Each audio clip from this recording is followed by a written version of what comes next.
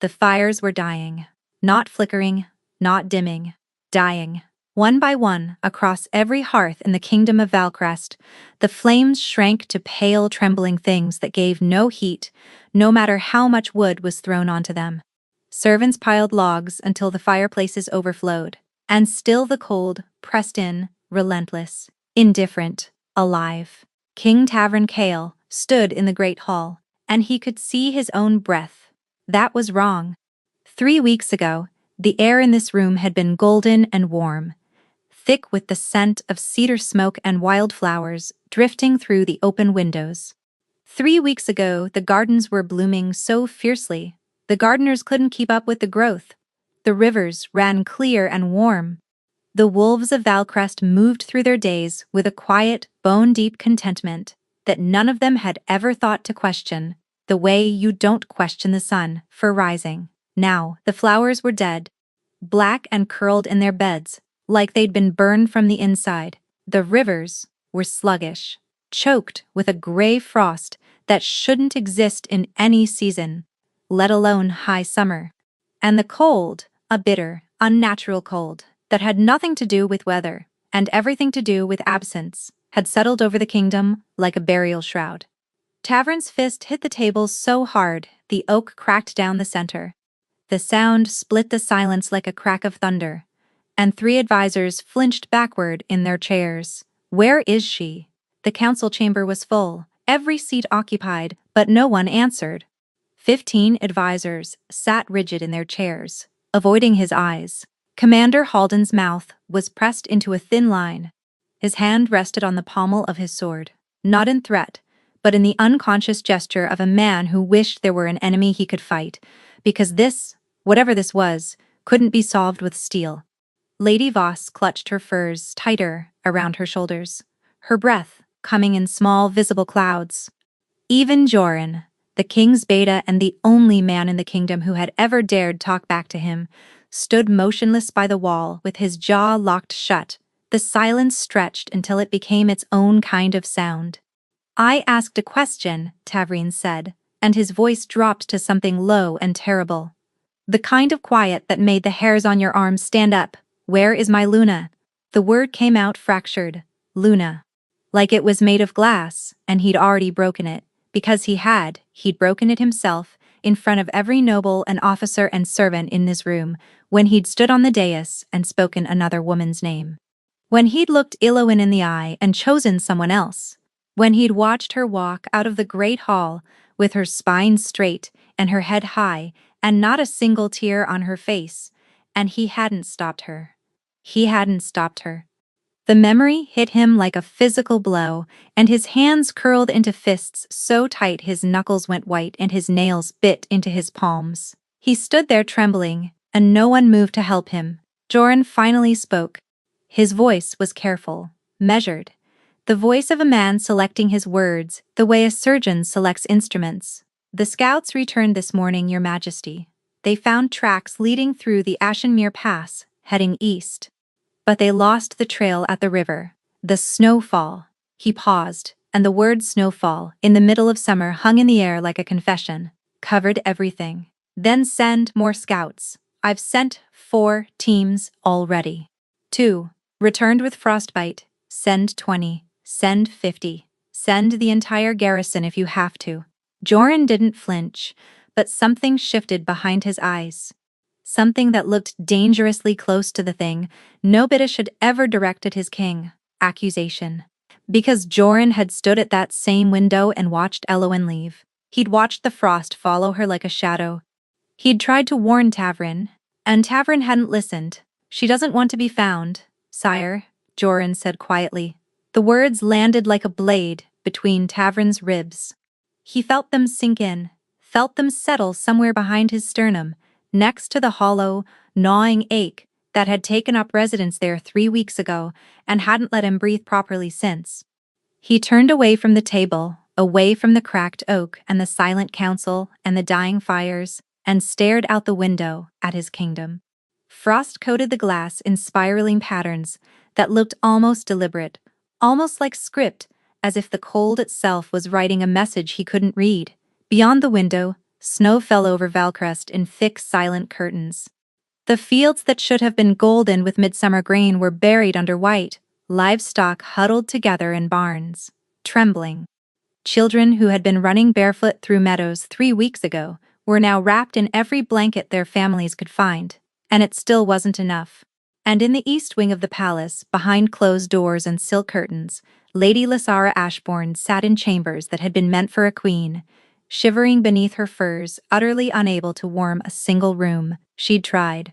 She'd ordered bigger fires, thicker tapestries, hot stones wrapped in cloth. Nothing worked. The cold didn't care about her, because the warmth had never been hers. The warmth had never belonged to the palace, or the fires, or the summer. It had belonged to Aloan. It had always been Aloan. Her laugh in the corridors, her hand on his arm, her scent, linen and cedar and lavender, woven into the very air of Valcrest like thread, through cloth. And Tavrin had thrown her away. He pressed his forehead against the frozen glass and felt the cold bite into his skin. Somewhere out beyond the snow and the silence, the woman who held the heart of his kingdom in her chest was walking away from him. And with every step she took, the world grew colder. "Find her," Tavrin whispered. "I don't care what it takes. I don't care what it costs." He turned back to the room. His eyes were wet, and he didn't bother to hide it. The Alpha King of Valcrest, the man whose name made enemy packs flinch, stood before his council, with tears on his face, and begged, "Bring her home." 3 weeks earlier, the kingdom of Valcrest had been the warmest place in the known world. Not just in temperature, though. The summers were long and generous, and the winters never bit too deep.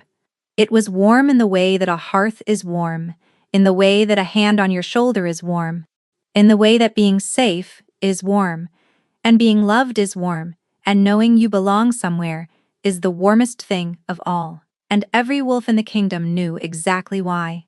Aloan Dare had been a seamstress's apprentice when the bond revealed itself. She'd been 20 years old, quiet-voiced and steady-handed, with dark copper hair that caught the light like autumn leaves and a scent that could calm a feral wolf at 30 paces. She was no one. No bloodline, no title, no inheritance. Just a girl from the lower quarter who happened to be standing in the market square on the day the king passed through. Tavrin had stopped mid-stride. His head had turned sharply, like a wolf catching a scent on the wind, and the entire royal procession had ground to a halt behind him because the Alpha King of Valcrest had frozen in the middle of the street, his dark eyes locked on a fabric stall where a copper-haired girl was measuring linen with a knotted string. She'd felt it too. Later, she would describe it to Nedra, the palace healer, as a sound she heard with her whole body, not her ears, not her mind. Something deeper, something underneath language, like the first note of a song she'd been waiting her entire life to hear, without knowing she was listening. He hadn't spoken, hadn't needed to. Every wolf within 100 feet felt the bond snap into place, like a bowstring pulled taut, and the air between them went thick and golden, and the temperature in the market square rose by 3 degrees in the space of a single heartbeat. That was the first sign. The healers had a name for what she was. Nedra, an ancient wolf with silver-streaked hair and eyes that had seen 5 kings come and go, had pulled Aloan aside a week after the bonding ceremony and spoken the word like it was something sacred, hearthblood. It appeared perhaps once in a generation, a wolf, whose bond with her mate was so deeply tied to the land itself that her presence became the kingdom's pulse. Where she walked, warmth followed. Not just comfort, not just the pleasant ease of a contented Luna's influence. Actual, physical warmth. The crops grew taller near the palace. The winters softened. The fires burned brighter. Even the wolves themselves felt it, a steadiness in their bones, a calm in their blood, a rightness that settled over Valcrest like sunlight through glass. It wasn't magic, exactly. It was something older. A resonance between the Luna's bond and the land she was bonded to. An echo of the ancient days when wolf and territory were one living thing. As long as Aloan and Tavrin were connected, as long as the mate bond held, Valcrest would thrive. For 2 years it did. Aloan never fully adjusted to palace life. She was too practical for court politics, too honest for diplomatic games, too inclined to speak plainly when everyone around her spoke in code. She still mended her own clothes, even after the palace seamstress begged her to stop. She still visited the lower quarter on market days, sitting cross-legged on the cobblestones with the fabric merchants, running her fingers over bolts of cloth with the knowing touch of someone who understood thread count the way generals understood terrain. She still smelled faintly of linen and cedar and the lavender she tucked into her pockets, because old habits die harder than pride, but she loved Tavern. That was never in question. She loved the way he listened when she spoke, truly listened, with his whole body angled toward her like she was the only voice in the room. She loved the crease between his brows when he was thinking too hard, and the way it smoothed when she touched his arm. She loved his laugh, rare and startled and genuine, like he'd forgotten he was capable of it until she reminded him. And he loved her, in the way that alpha kings aren't supposed to love, which is to say completely, vulnerably, without reservation. He loved her in the small hours when the palace slept, and he could stop being a king and just be a man with his head in her lap, her fingers running through his hair, her heartbeat steady against his ear. Then the Ashbourne came. The Ashbourne Pack controlled the northern mountain passes, the only viable trade routes to the coastal territories beyond the Greyvale Range. For decades, those passes had been opened by treaty, maintained through careful diplomacy and mutual benefit. But the old Ashbourne Alpha had died in the spring, and his successor, a cold-eyed strategist named Rendell, had closed them without warning. Trade slowed to a trickle overnight. Prices in the border villages doubled, then tripled. The coastal grain that fed the northern settlements stopped coming entirely. Reports arrived at the palace in a steady, worsening stream. Families rationing, children going to bed hungry, livestock culled early, because there wasn't enough feed to keep them alive through a winter that was still months away. Tavern tried diplomacy, 3 envoys sent, with generous terms. 2 summit meetings held at the neutral grounds of Greyvale. A personal letter, sealed with the royal crest, and written in Tavern's own hand, appealing to reason, to history, to the shared prosperity that had served both packs for generations. Rendell rejected every offer with the same cold smile and the same impossible demand. Then Lysara arrived. She came on a late summer afternoon, riding at the head of a small procession, her silver blonde hair catching the sun like polished steel. Lady Lysara Ashbourne, Rendell's younger sister, beautiful and composed, with the kind of elegant stillness that made a room rearrange itself around her. She moved through the palace gates like she already belonged there, and the wolves who watched her pass felt something tighten in their chests without understanding why. She carried a proposal. Rendell would open the passes permanently. Full trade access, mutual defense pact, guaranteed grain supply to the border villages. All of it, everything Tavern had been fighting for. In exchange, one thing. Tavern would take Lysara as his queen, not a second wife, not a consort. His queen, a political union, a binding of bloodlines, the Ashbourne name beside the Kyle name on the throne, which meant setting aside the Luna who already held that place. The council erupted. Arguments raged for days behind closed doors. The pragmatists said it was the only path to peace, the only way to save the border villages before winter came and the death toll began in earnest. The traditionalists called it an abomination, a violation of the sacred mate bond that no king had broken in 300 years of recorded history. Jorn said nothing at all, which was the loudest statement anyone in the room had made. Tavern sat through every debate with his jaw locked and his eyes fixed on the middle distance. At night, he returned to chambers that smelled like lavender and cedar, where Eloan sat by the window with her mending in her lap, and the bond between them hummed with something that tasted like dread. She didn't ask. She waited for him to tell her. He didn't. On the 7th night, Eloan found him standing by the window, staring out at the moonlit fields. She stood beside him, close enough to touch but not touching, and the silence between them was heavy with everything he couldn't bring himself to say. The border villages, she said quietly. How bad is it? Tavern's throat worked. Children are going hungry, he said, and his voice was raw, scraped down to something exposed and bleeding. 2 settlements have already been abandoned if winter comes before the passes reopen. He stopped. Eloin closed her eyes. She could feel it through the bond, not just his fear, not just his anguish, but the terrible weight of a man who saw no path forward that didn't require destroying something essential. You've already decided, haven't you? She whispered. The silence that followed was the loudest sound she had ever heard. Eloin, don't! Her voice cracked, just slightly, like a hairline fracture in porcelain. Don't say my name like that. Like you're already mourning me.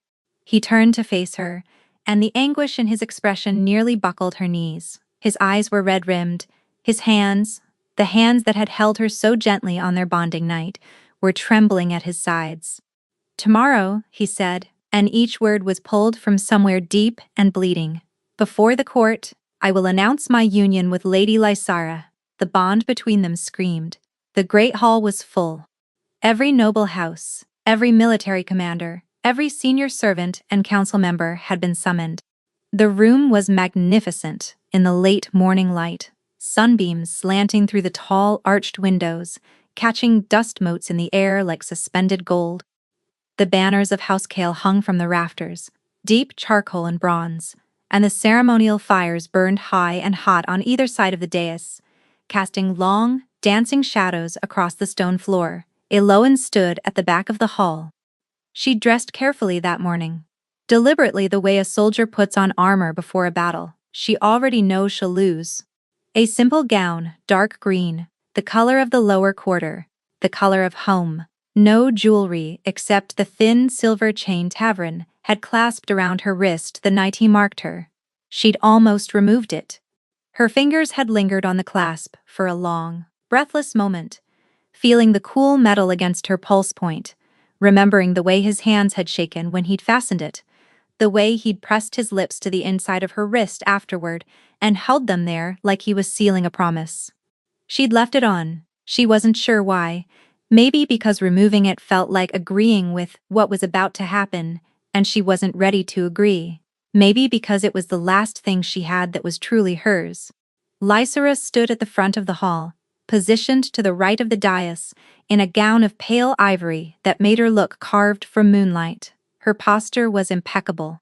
Her hands were folded in front of her, with the practiced grace of someone who had been trained to stand in front of crowds since birth. Her expression was serene, almost peaceful, and the sight of her standing where Eloin had stood 100 times before sent a crack running through something vital in Eloin's chest. She wasn't even nervous. That was what killed Eloin. Lysara wasn't nervous at all. The court murmured like a living thing. Whispers skittered between the noble families, speculation and scandal tangling together until the air was thick with it. Everyone knew what was about to happen. The only question was how. Would the king apologize? Would the Luna fight? Would there be a scene, something dramatic and satisfying that they could dissect over wine for weeks? Then Tavrin entered. The murmurs died. Every head turned. He walked like a man carrying something impossibly heavy across an impossibly long distance. His face was a mask, not blank but controlled, every feature locked into place with the kind of rigid precision that only comes from a man who knows that if he lets a single crack show, the entire structure will collapse. His formal coat was dark, buttoned to the throat, and he moved through the parting crowd without looking at anyone. Eloin watched him from the back of the hall, and she recognized that expression because she'd learned to read him the way sailors read the sky, not by what was showing, but by what was being held back. He was breaking. She could feel it, through the bond, a deep, structural fracturing, like ice giving way beneath enormous weight. The bond was vibrating between them, raw and agonized, and she knew he could feel her in the room the same way she could feel him. 2 people connected by something invisible and unbreakable, standing at opposite ends of a hall, about to break it anyway. He was breaking, and he was doing it anyway. Tavrin ascended the dais and turned to face the court. The kingdom of Valcrest faces a threat, he began, and his voice was steady, which meant it was costing him everything to keep it that way.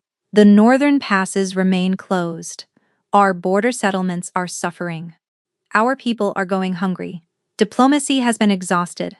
He paused. His jaw tightened. His gaze swept the hall with the mechanical precision of a man who doesn't trust himself to look at any one person for too long, and for one agonizing second, one fraction of a heartbeat, it found her. Eloan held his eyes. She didn't look away. She didn't flinch. She stood at the back of his hall, in her simple green dress, with her copper hair and her steady hands, and she held his gaze with everything she had. She wouldn't give him that mercy. She wouldn't make this easy. Something splintered behind his expression, visible for half a heartbeat before the mask slammed back into place, a flash of such raw, devastating grief that it nearly tore a sound from her throat. He looked away. In the interest of the kingdom's survival, Tavern continued, his voice dropping half a register in a way only she would notice. I am accepting the terms proposed by the Ashbourne Pact. Effective immediately, I will take Lady Lysara Ashbourne as my queen, and the alliance between our houses will be sealed by marriage. The words fell into the hall like stones, into still water. Ripples of shock spread outward, gasps and whispers, and the sharp intake of breath from those who had hoped, until the very last moment, that he wouldn't do it, that it was a bluff, that there was another way. Eloan felt the bond shudder. Not break, not yet. It shuddered, like a bridge bearing more weight than it was ever built to hold, groaning under a pressure it was never designed to withstand. And the pain was extraordinary. It started in her chest and radiated outward, a white-hot wire, threading through her ribs, her throat, her spine, pulling tight until she couldn't breathe. Her vision blurred, her hands clenched at her sides. She did not make a sound. Lysara stepped forward with a practiced smile and offered her hand. Tavern took it. Their fingers interlaced a gesture, so public and deliberate, it might as well have been a blade, and the court erupted into murmurs that grew and swelled until the noise filled every corner of the hall like rising water. Eloan watched their hands, his fingers, the same fingers that had traced the curve of her jaw in the dark, that had held her hand through thunderstorms because he knew she hated the noise, wrapped around another woman's palm. And something inside her went very, very quiet. No one looked at her, or perhaps everyone did, in quick, furtive glances, followed by averted eyes, the way people look at a wound they don't want to acknowledge. The way people look at someone who is drowning and know they cannot help. She stood perfectly still. Her hands were clasped in front of her, her spine straight, her chin level. She didn't cry, she didn't scream, she didn't beg. She didn't give them a single tear, a single tremor, a single crack in the armor she put on that morning.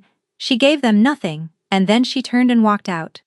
The doors were heavy oak, carved with the Kyle family crest, a wolf's head over crossed swords. She pushed them open herself. No guard moved to help her, no one called after her. No one said a word. The sound of the doors swinging shut behind her echoed through the corridor, like the closing of a tomb, and she walked into it without hesitation. Down the grand corridor with its tapestries and gilded sconces. Past the kitchens, where the cook, a broad woman named Hesta, who had always saved her a warm bread roll and a cup of broth on cold mornings, peered out from the doorway and then looked away, her weathered face crumpling. Past the seamstress's room where Eloan had once spent her days measuring linen, with a knotted string before a king had stopped in the street, and her quiet, ordinary life had cracked open, like an egg. She walked through the courtyard, across the cobblestones that were warm beneath her feet. Warm, for now, warm, for a few more minutes, through the main gate, and into the sunlight. The guards watched her pass, and said nothing. One of them, a young wolf named Perrin, who she'd once treated for a sprained wrist, bowed his head as she walked by. Just slightly, just enough, and the gesture almost undid her. The road beyond the palace walls stretched east through golden fields and wildflower meadows, toward the Ashenmere Pass, and the territories beyond where no king's reach extended. Eloan walked steadily, one foot in front of the other, her shadow stretching long behind her in the afternoon light, and she did not look back. With every step, something shifted. The air changed first. A subtle thing, barely noticeable at the start, like the moment when a warm room begins to cool after the fire has been banked. The golden quality of the light, dimmed by a fraction, as though a thin cloud had passed over the sun, except there were no clouds. The wildflowers on either side of the road seemed to draw inward, petals tightening like fists closing. Then the temperature dropped. Not gradually, it fell. The way a stone falls, sudden and decisive and subject to a gravity that couldn't be argued with. The warmth that had saturated every corner of Valcrest for 2 years simply withdrew, pulled backward along the road like thread being unraveled from a tapestry, following the woman who carried it inside her chest like a second heartbeat. By the time Eloan reached the outer fields, the farmers had stopped working. They stood among their crops, arms wrapped around themselves, staring at the sky with confused, frightened expressions. The wind that had been gentle and sweet all summer long turned sharp and biting. Breath that had been invisible now rose in thin white plumes from startled mouths. By the time she reached the edge of the forest, frost had begun to creep across the fields. It moved fast, too fast, impossibly fast, crystallizing across the golden grain in delicate lethal patterns that glittered in the weakening sunlight like shattered glass. By the time she disappeared into the tree line, the first snowflakes began to fall. Joran was the one who noticed first. He'd been standing at the high window of the east tower, watching her leave, because someone had to. Because someone should witness the moment a kingdom lost the best thing it ever had. He watched the frost spread, watched the snow begin, watched the fires in the courtyard, braziers, gutter, and shrink as if something was pulling the heat out of the air itself, drawing it eastward, following a woman down a road she shouldn't have had to walk. Then he turned and ran. He found Tavrin still on the dais, still standing beside Lysara, still performing the role he'd chosen over the woman he loved. The court was celebrating, or trying to. Wine had been poured. Someone was making a toast about new beginnings and the strength of alliances. Joran didn't wait for the toast to finish. "Your Majesty," he said, and something in his voice killed every conversation within earshot. The celebrating stopped. Glasses froze halfway to lips. "You need to come to the window right now." Tavrin frowned. He released Lysara's hand, and for a moment, just a moment, something that looked like relief flickered across his face at the release. He followed his beta through the murmuring crowd, to the nearest window. He looked out. The kingdom of Valcrest, in the height of summer, was covered in snow. The fields were white. The rivers were gray. The flowers were dead. And the cold was still spreading. The cold settled into the palace, like a guest who had no intention of leaving. Within the first 3 days, the servants had stripped every storage room of every blanket, every fur, every bolt of heavy cloth they could find. Tapestries were pulled from walls and repurposed as insulation. Firewood consumption tripled, then quadrupled, and still the flames burned thin and pale, giving light but barely any heat, as if something essential had been drained from the fire itself. The head steward reported that even the kitchen ovens were struggling, the bread taking twice as long to bake, the soups never reaching a proper boil. The wolves felt it worst. Not just the cold, which was relentless and strange and wrong in ways that had nothing to do with temperature, but something beneath it, an unease. A hollowness in their chests that they couldn't name and couldn't shake, like the feeling of waking in the middle of the night and knowing something is missing but not remembering what. Mothers held their children closer without understanding why. Mates reached for each other in their sleep. The whole kingdom operated under a fog of low-grade grief that no one could explain and no one could escape. Tavrin refused to acknowledge any of it. He attended council meetings. He reviewed reports. He signed documents and issued orders and spoke in the clipped, controlled tones of a king managing a difficult transition. And if his hands trembled slightly when he held the pen, if his jaw was locked so tight the muscle jumped beneath the skin, no one mentioned it. No one dared. He didn't speak Eloan's name, not once, as though avoiding the word could somehow avoid the reality. Lysara tried. That was the thing that made it worse. She genuinely tried. She appeared at the morning meals in appropriate dress, her silver blonde hair pinned precisely, her posture perfect. She spoke to the servants with careful courtesy. She reorganized the household accounts with a competence that would have been admirable under different circumstances, catching a discrepancy in the wool budget that 2 previous auditors had missed. She attended every council session, offered measured, intelligent opinions on trade logistics, and managed the incoming correspondence from nervous, noble families with diplomatic skill. She did everything a queen was supposed to do, performed every duty with the disciplined grace of a woman raised to fill exactly this role. None of it mattered. When she walked through the corridors, the walls didn't warm. When she entered a room, the air didn't soften. When she sat beside Tavern at the council table, the tension in his shoulders didn't ease, it tightened. Every time she was near him, the bond, the broken, bleeding thing still lodged in his chest, pulsed with a pain that made the room tilt. He couldn't help it. His body knew the difference. His wolf knew the difference. Every cell in him was calibrated to a different woman, and no amount of duty or political logic could override what was written into his blood. Lysara noticed. Of course she noticed. She wasn't a fool. She saw the way his body angled away from hers, unconscious and instinctive, like a compass needle swinging toward a north that wasn't her. She saw the way his gaze drifted to doorways when he thought no one was watching, scanning for a flash of copper hair that never came. She saw the way he flinched, barely perceptible, but there, every time their hands accidentally brushed. She said nothing. She was too proud for that. But something in her expression hardened, day by day, into a brittle, practiced neutrality that looked increasingly like loneliness. She walked the frozen gardens by herself, her breath clouding in air that should have been summer warm.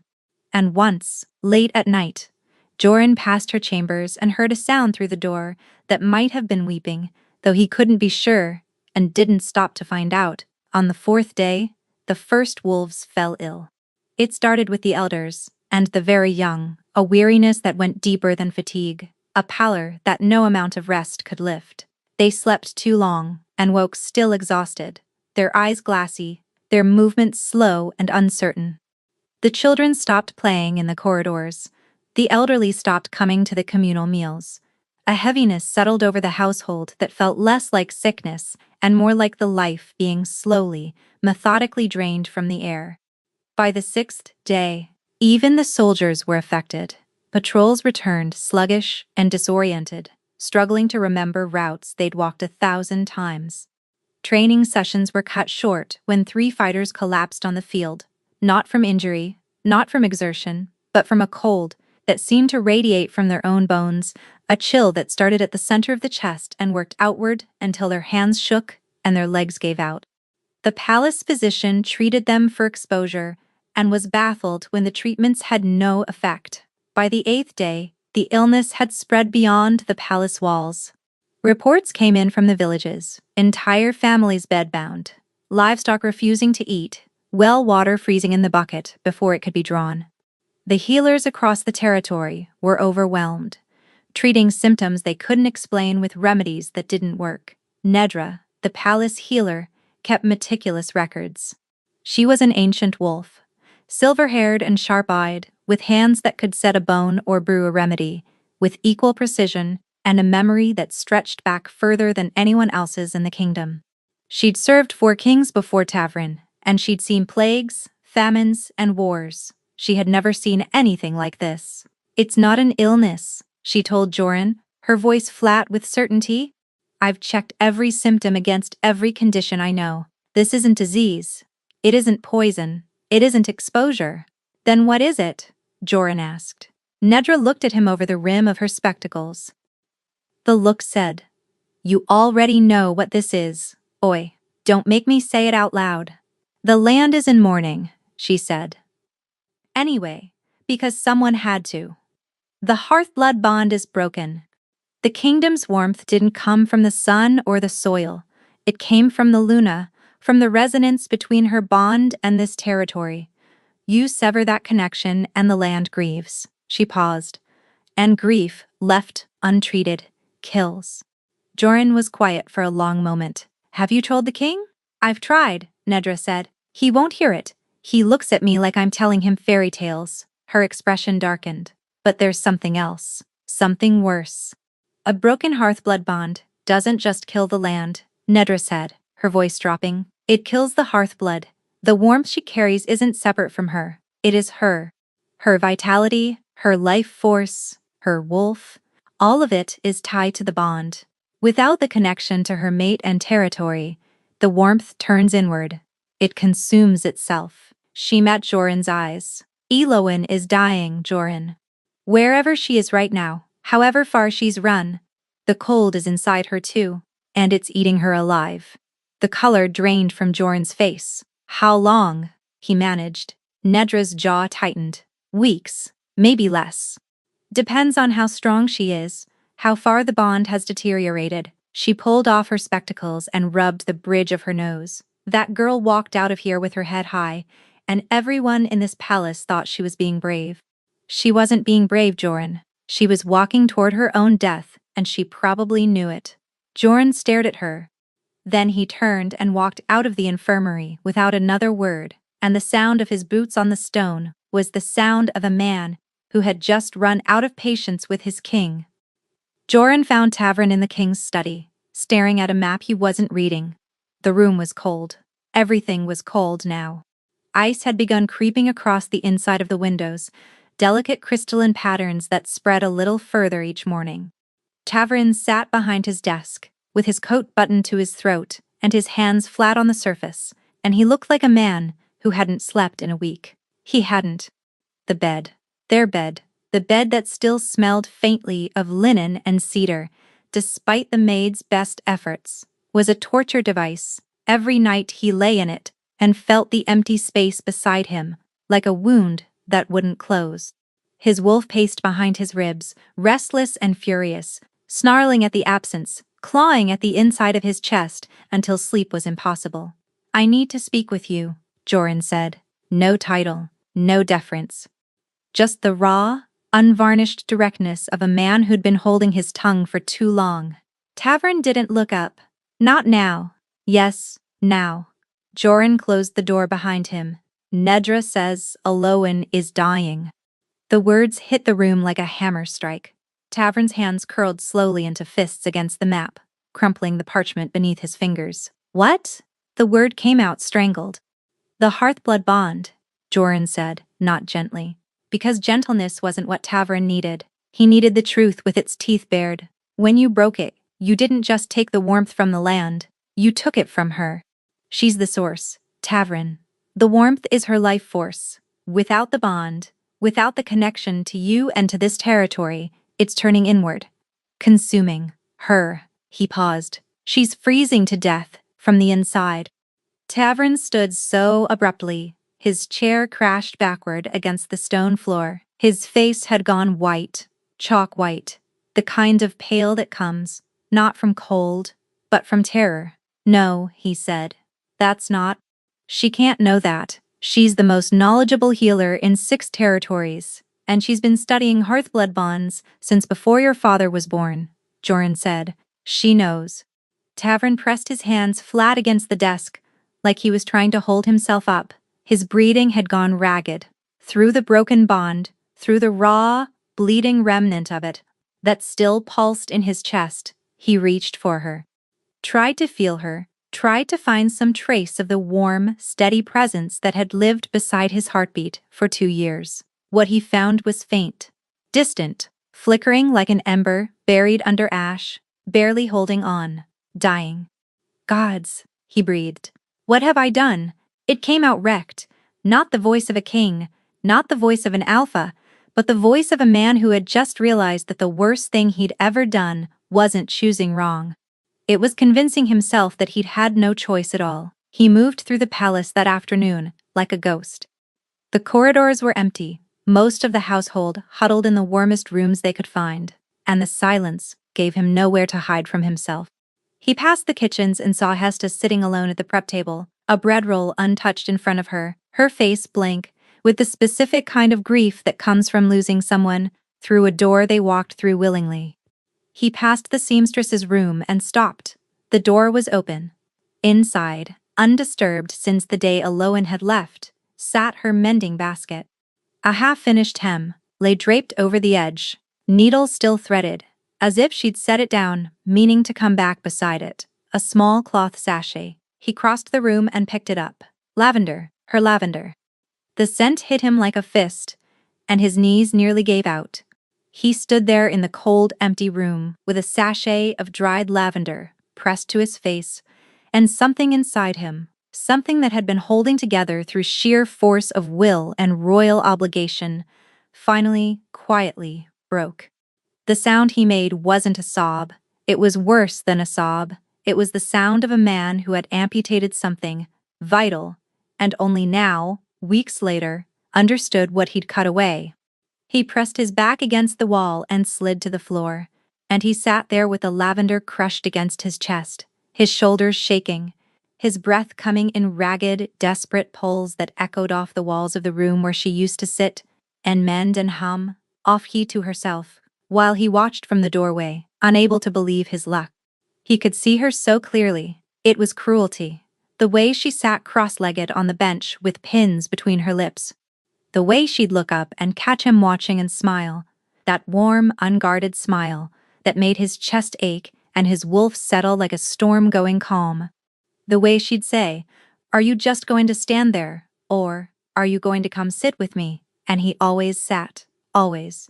Because there was nowhere in his kingdom or any other he'd rather be. That was where Lysara found him.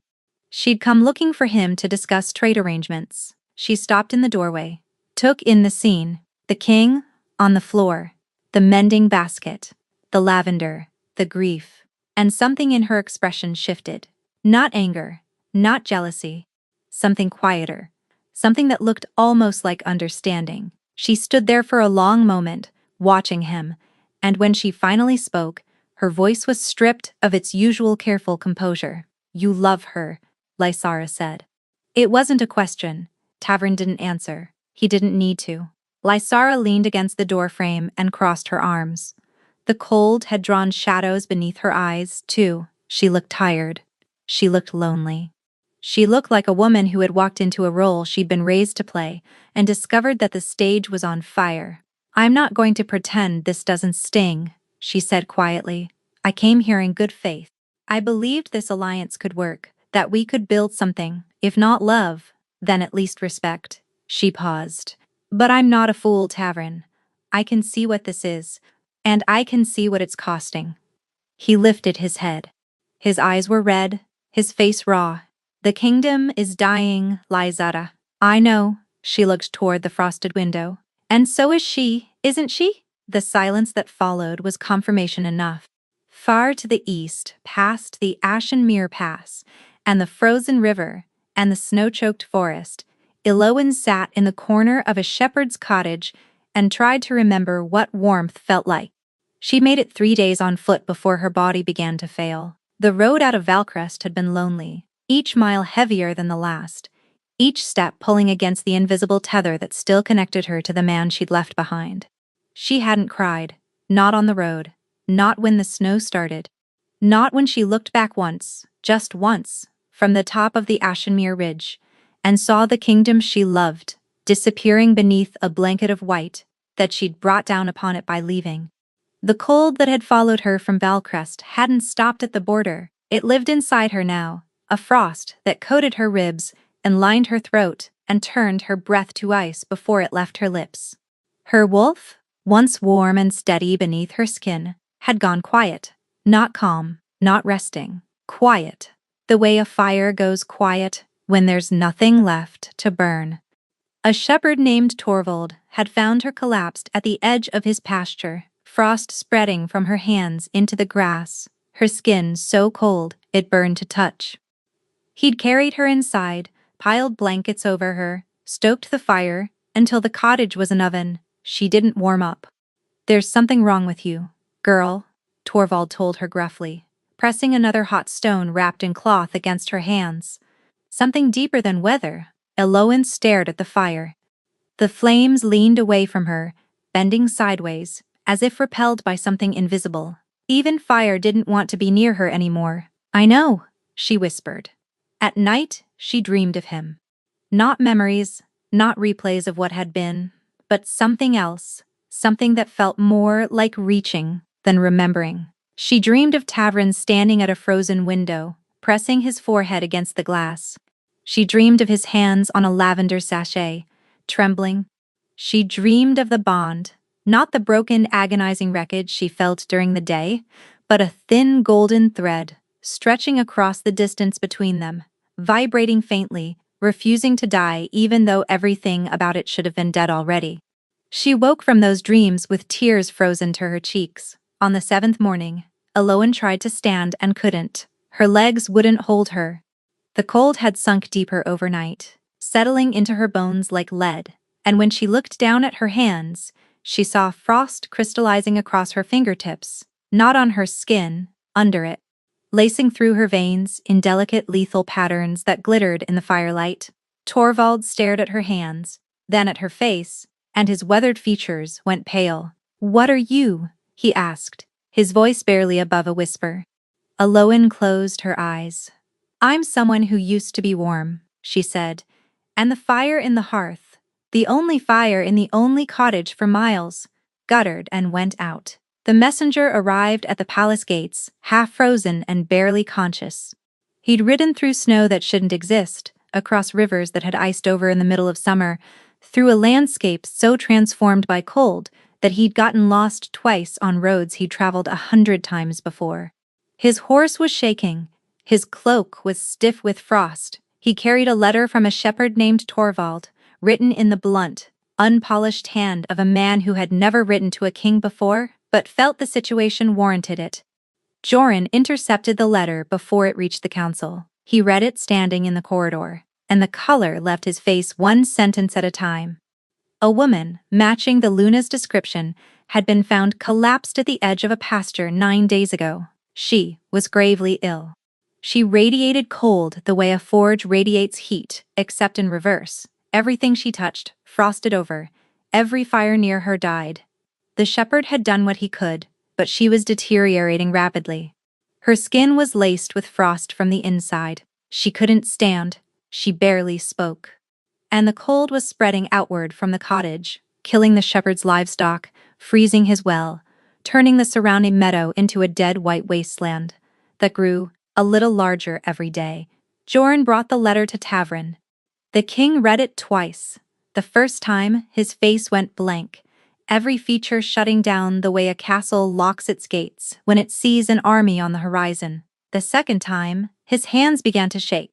"Saddle my horse," Tavrin said, and his voice was stripped down to something barely human. "Wait." Joran caught his arm. "There's more you need to hear first." He brought Tavrin to Nedra's chambers.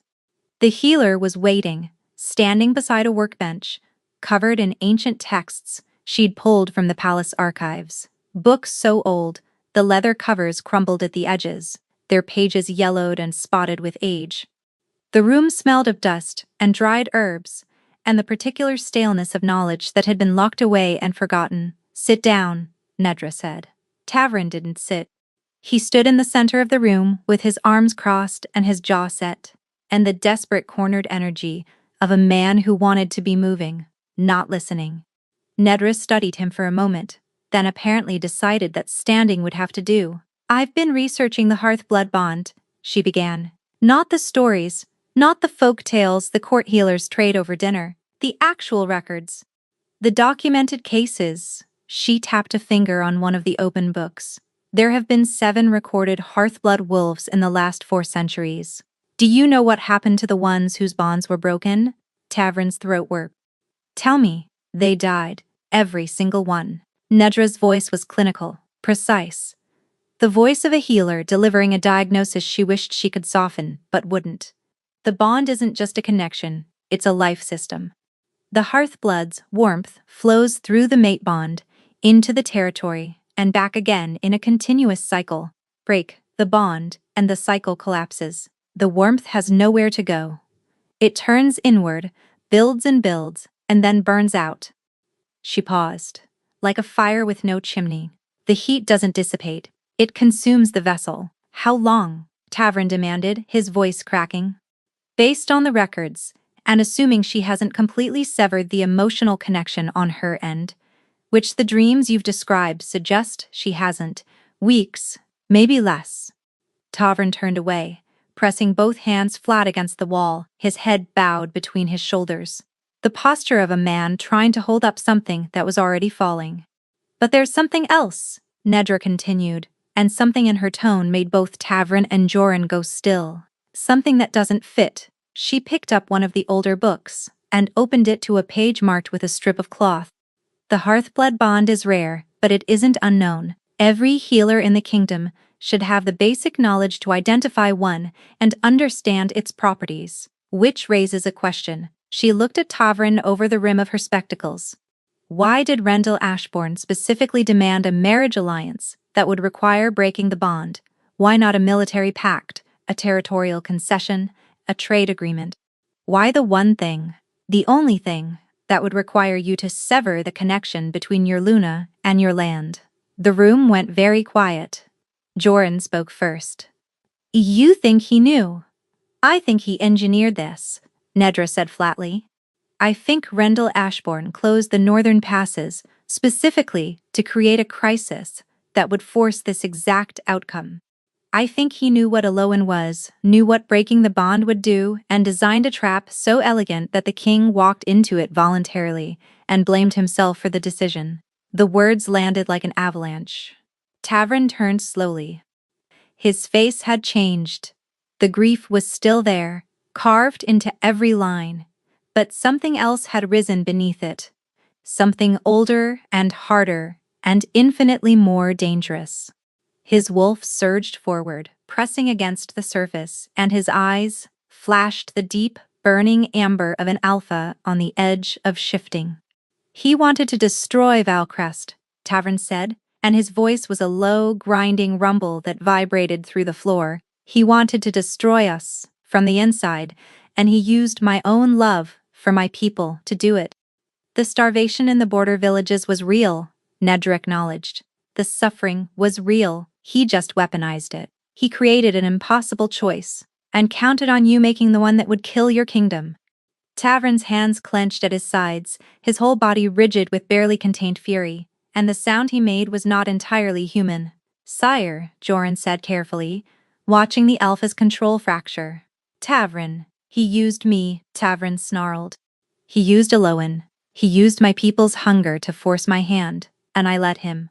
I stood in that hall, and I broke my Luna's heart, because I thought I was saving my kingdom, and the whole time, he slammed his fist into the stone wall. The impact sent a jolt up his arm, but he didn't feel it. He couldn't feel anything except the roaring, incandescent fury of a wolf who had been outmaneuvered at the cost of everything that mattered. A knock at the door silenced the room. Lysara stood in the doorway. She was pale, her arms wrapped around herself against the cold, and from the expression on her face she had heard everything, or enough. My brother, she said, and her voice was thin and trembling with something that wasn't cold. My brother did this? Tavern met her eyes. The fury in his was barely contained, and for a moment she flinched, not from the alpha's rage, but from the realization settling over her like falling debris. I didn't know, Lysara whispered.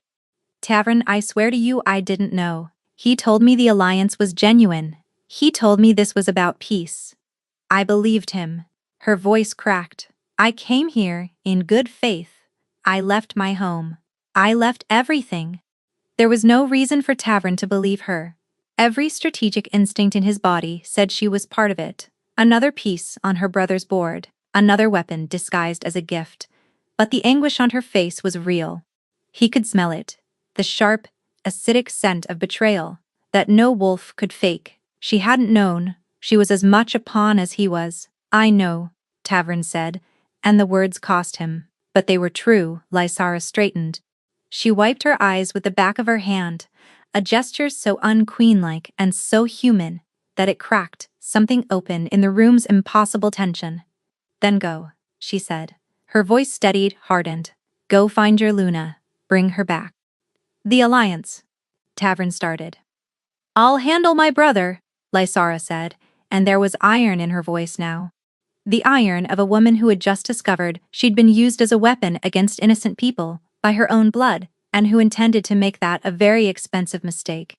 The alliance was built on his lies, which means I'm the one with leverage now, not him. Go. Tavern looked at her for a long moment. Then he nodded once, sharp and decisive, and turned to Joran. How far is the shepherd's cottage? 2 days' hard ride through the snow, Joran said. If the roads are passable, then I ride now. He was moving before the sentence finished, striding through the door, down the corridor, his stride lengthening, with every step until he was nearly running. Joran kept pace beside him. She may not want to see you, Joran said quietly. Tavern's hands gripped the reins harder. I know. She may not forgive you. I know. She may already be. Joran stopped himself, but the word hung in the air between them, unspoken, unbearable. Tavern's voice dropped to something raw and ruined. I know, Joran. He reached the stables in under a minute. His hand shook as he saddled his horse, the great black warhorse that Aloan had once fed apples to from her palm, laughing when it lipped at her fingers with its velvety mouth. The memory hit him so hard he had to stop, had to grip the saddle and press his forehead against the horse's neck and breathe through the pain of it. The image of her laughing, warm and alive, and reaching for the horse with those steady, capable hands that now had frost growing beneath the skin. He mounted. He rode. Behind him, the palace grew smaller. Ahead of him, the road stretched east through a kingdom he didn't recognize, buried under a snow that was his fault, frozen by an absence he had caused. He rode through the night. The cold tore at him, relentless and furious, and the further east he traveled, the worse it became. This wasn't just winter cold. This was the cold of grief, given physical form. It pressed against his skin like hands, pushed against his chest like a weight, whispered in his ears in a voice that sounded exactly like his own. You did this. You did this. You did this. At dawn, he reached the shepherd's cottage. The door was open. Snow had drifted inside, covering the floor in a thin white sheet. The fire was dead. The blankets were piled in the corner, stiff with frost. Torvald sat outside on a frozen stump, waiting. His face was drawn. His hands were wrapped in rags for warmth. Where is she? Tavern demanded, swinging down from the horse before it had fully stopped. The shepherd looked up at the king, recognized the crest on his cloak, the desperation in his eyes, and shook his head slowly. She left, Torvald said. 2 nights ago, said she couldn't stay. Said the cold was killing everything around her, and she wouldn't do that to me. Tavern stared at the empty cottage, at the frost-covered blankets, at the dead hearth where no fire would catch. She could barely walk, Torvald continued quietly. I tried to stop her, she wouldn't listen. He paused. Stubborn woman. Which direction? Tavern's voice was barely a whisper. Torvald pointed east, deeper into the wilderness. Farther from Valcrest, farther from the bond, farther from him. Walking toward the only thing she had left, which was the choice to die on her own terms in a place where her cold couldn't hurt anyone else. Tavern stood in the snow, alone, and felt the bond flicker in his chest, faint, distant, barely there, still alive, barely, but still alive. He mounted his horse and rode east. Tavern tracked her for 2 days. The trail wasn't hard to follow. Eloan left a path of winter behind her wherever she went.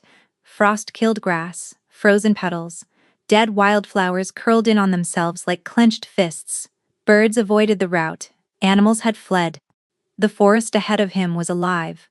The forest behind her was a graveyard of ice and silence. He rode until the horse couldn't go further, until the drifts were too deep and the cold too bitter for the animal to push through.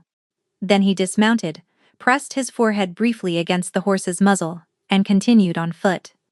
The cold was extraordinary. It went beyond weather, beyond winter, beyond anything his body had been built to endure. Even his wolf, the alpha strength that let him run through blizzards and shrug off temperatures that would kill an ordinary man, was struggling. The cold pressed against his skin, like something alive, something deliberate, something that wanted to turn him back. It whispered to him in a voice that sounded like regret. She doesn't want you here. You lost the right to follow her. He kept walking. On the second night, he found the cave. It was shallow, barely more than an overhang of rock against a hillside, and the entrance was ringed with ice so thick it looked like glass. Inside, a fire had been attempted. He could see the scorched remains of kindling, blackened sticks piled in a careful formation by hands that still remembered how to build a fire even when the fire wouldn't catch. The ashes were cold. They'd been cold for a long time. Aloan was curled against the back wall, wrapped in a cloak so stiff with frost it could have stood on its own. Her copper hair, the hair that used to catch the light like autumn, was threaded with white, not age, not silver, but actual frost, woven through the strands like embroidery. Her skin was pale beyond pale, almost translucent, and beneath it, he could see the frost in her veins. Delicate, crystalline patterns branching through her hands, her wrists, up her forearms like roots of a terrible tree. She was still breathing, barely Eloan. Her name tore out of him like something ripped from his chest. He crossed the cave in 3 strides and dropped to his knees beside her, reaching for her face, and the cold that hit his hands when he touched her skin was so intense it burned.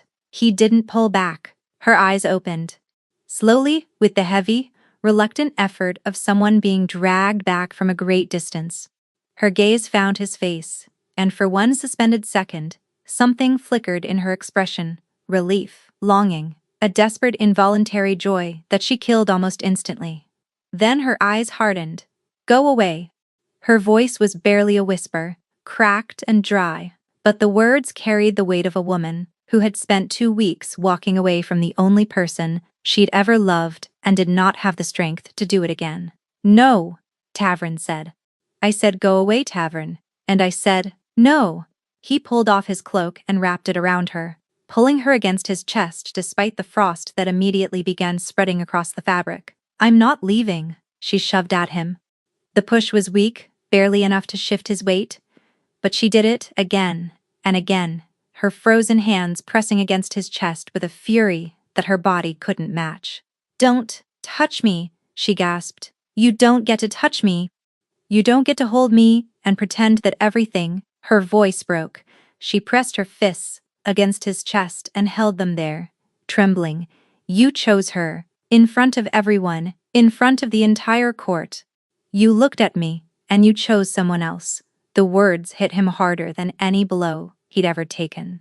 He felt each one land, felt them crack through the walls he built around the guilt, and he didn't defend himself. He didn't explain. He just held her. "I stood at the back of that hall," Eloan continued, and her voice was shaking now, not from the cold but from something far more destructive. "Wearing the bracelet you gave me when you marked me as yours, and I watched you take another woman's hand. Do you know what that felt like?" She looked up at him, and her eyes were bright with tears that froze on her lashes before they could fall. "It felt like confirmation, like proof of everything I'd always been afraid of." "Eloan, I was a seamstress," she said, and the word came out raw and bleeding, and so full of old pain it made his chest collapse.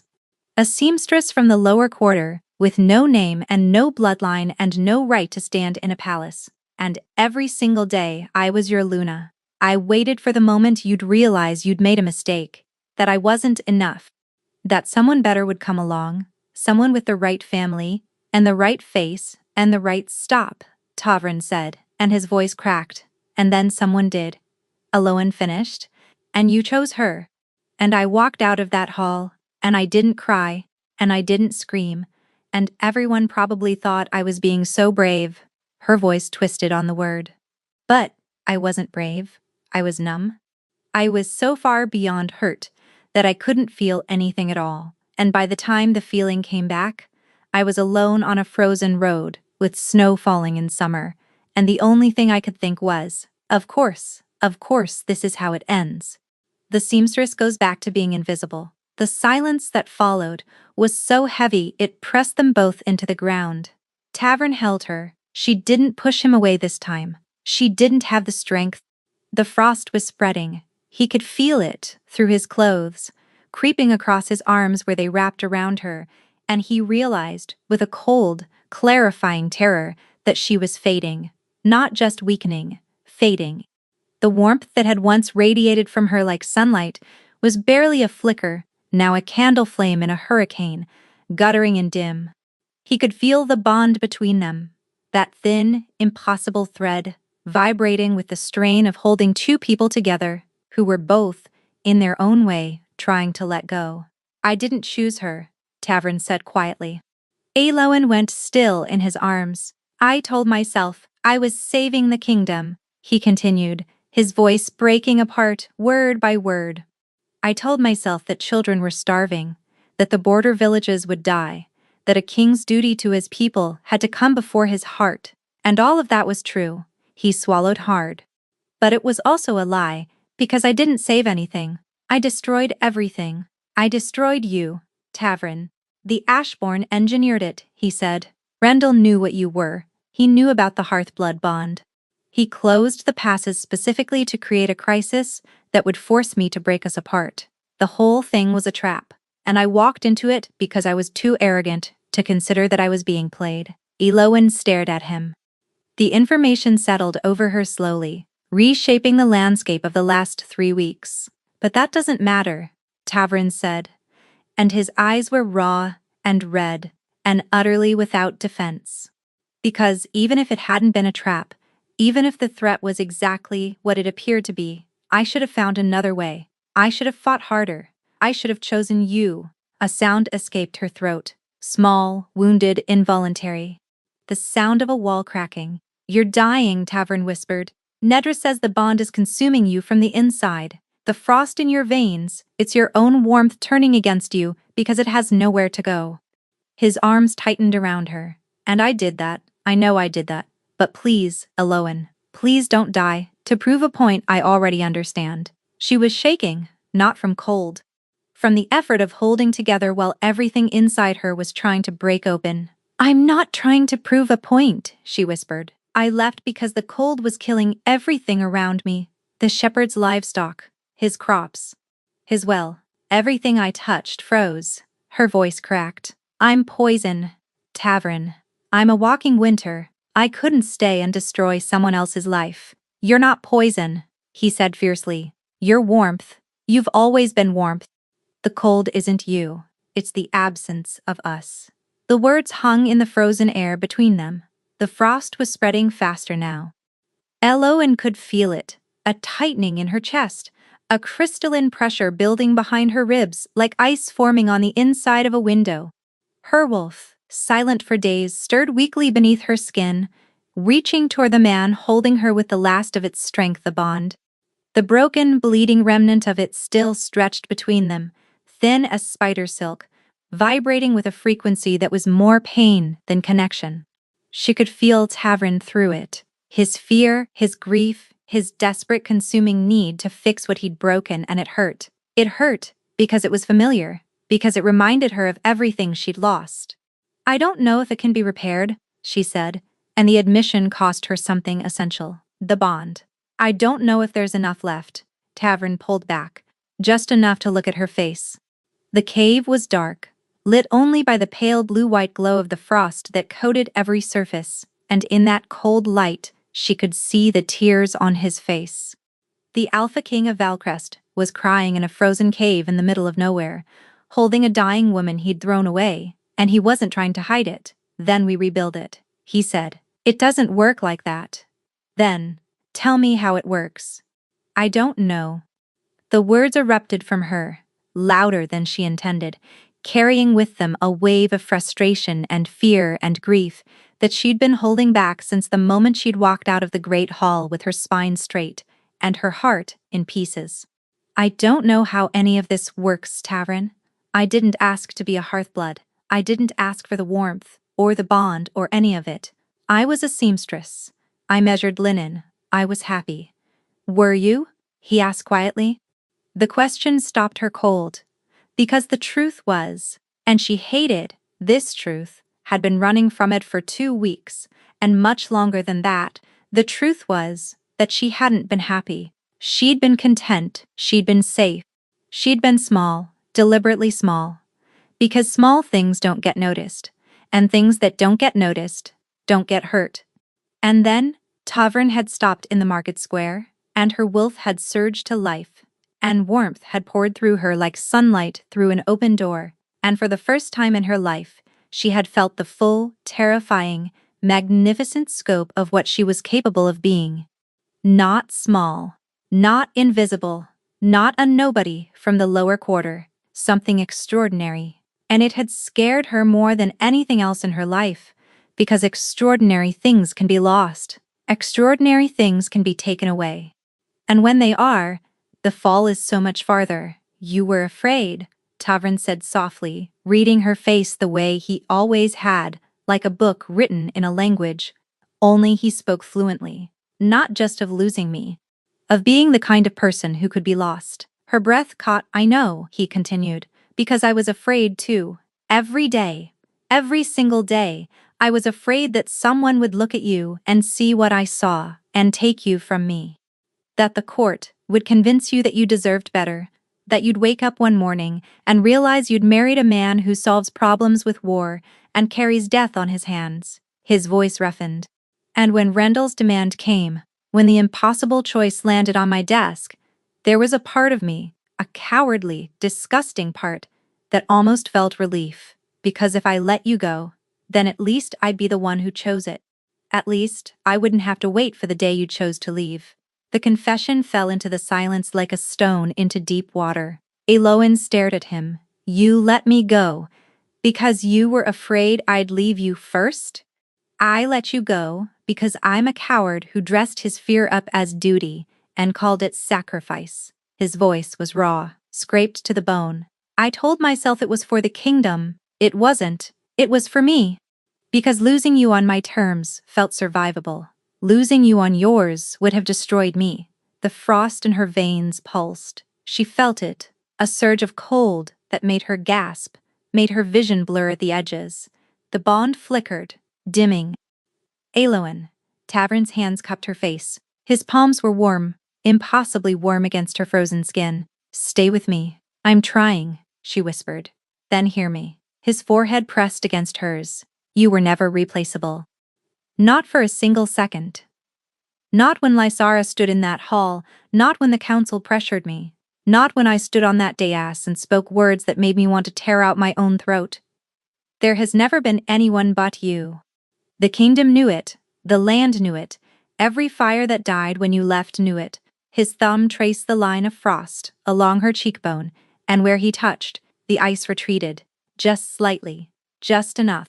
You are not a seamstress who got lucky, Tavern said, his voice fierce and breaking and more certain than anything he had ever said from a throne. You are the heart of Valcrest.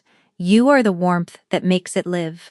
And I will spend every day of whatever life I have left earning back the right to stand beside you, if you let me. The words reached her, not just her ears, her wolf, her blood, the deep place where the bond had its roots. She felt something shift inside her chest, something that had been locked tight since the moment she'd watched him take Lysara's hand. Not forgiveness. Not yet. Forgiveness was a road, not a door, but something before forgiveness. Something more fundamental. Choice. She could die here. The cold would take her, and it would be painless by now. She was too far gone to feel much of anything. She could let go of the thread and fall into the frost, and it would be over, and she would never have to risk being extraordinary again. Or she could choose him, not because he deserved it, not because he'd earned it, but because she wanted to, because the warmth inside her, the warmth that was her, had never been about him at all. It was hers. It had always been hers. He was just the first person who'd made her brave enough to let it out. Eloin reached up and placed her hand over his heart. I'm still angry, she said. I know. I'm going to be angry for a long time. I know. And if you ever put duty before us again, without talking to me first, I will freeze your kingdom so deep, they'll be digging out for a century. Despite everything, the cold, the cave, the frost in her veins, the tears on both their faces, the corner of his mouth twitched. Understood, he said.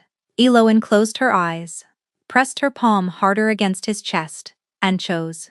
The bond ignited. It didn't snap back, it blazed. A rush of golden warmth that started where her hand met his heart and poured through both of them like sunlight flooding a dark room.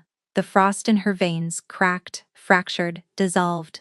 She felt it retreat from her fingertips, her wrists, her arms, melting away like ice in spring, replaced by a heat so profound it stole her breath. Tavern gasped. The bond locked into place between them, not the fragile, damaged thing it had been, but something rebuilt, something forged in honesty and pain, and the brutal, unglamorous work of two people choosing each other, with their eyes wide open. The ice on the cave walls began to drip, the frost on the ground softened, and somewhere deep in the rock, barely audible, water began to run. Warmth spread outward from the cave, rolling across the frozen hillside like a wave. They felt it in Valcrest at dawn. Nedra was the first to notice. She'd been awake all night, as she had been most nights since the cold began, monitoring the sickest wolves in the infirmary and rationing what little warmth the dying fires could provide.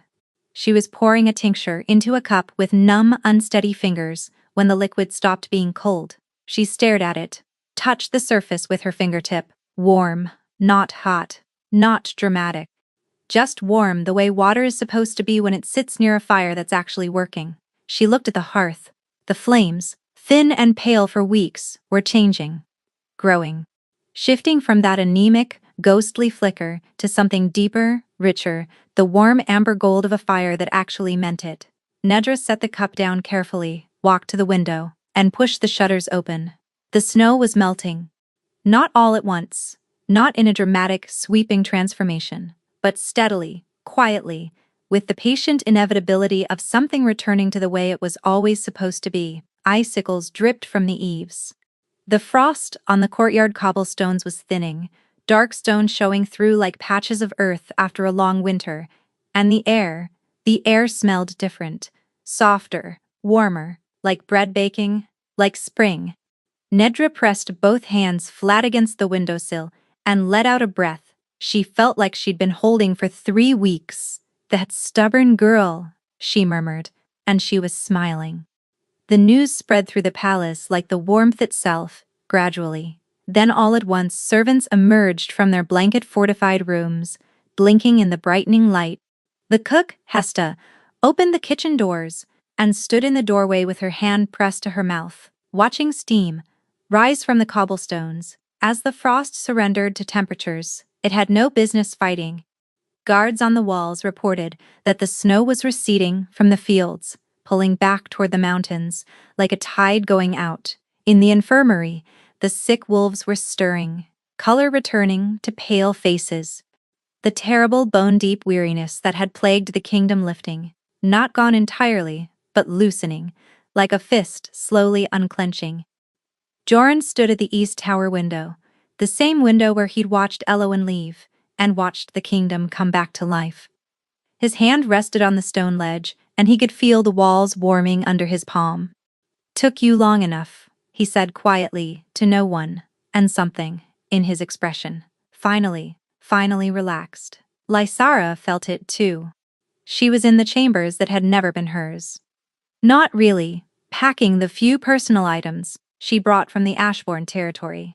She'd spent the previous 2 days composing a letter to her brother that contained, among other things, a detailed and legally devastating account of what she'd uncovered about his scheme, a formal dissolution of the marriage alliance, and a promise, worded with the precise, lethal courtesy of a woman raised in political warfare, that if he ever threatened Valcrest again, the evidence she'd compiled would reach every Alpha Council on the continent before he could draw his next breath.